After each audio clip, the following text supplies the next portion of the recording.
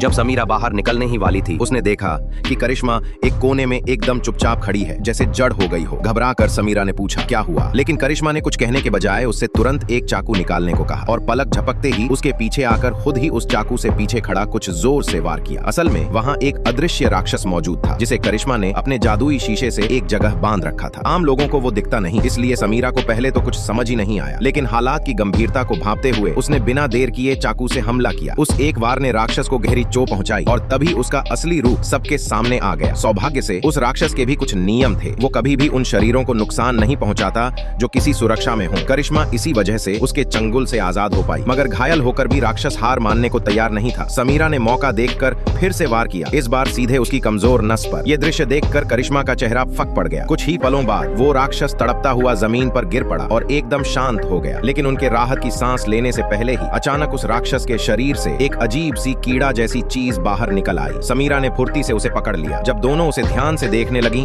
तभी कुछ हैरान कर देने वाला हुआ। वो डरावना बिना चेहरे वाला राक्षस धीरे धीरे एक खूबसूरत महिला में बदल गया। अब समीरा को सब समझ आ गया, सारी मुसीबत की जड़ वही कीड़ा था। बिना वक्त गवाए उसने उसे उठाकर सीधा पश्चिम के वीराने में फेंक दिया। जितनी दूर उतना बेहतर।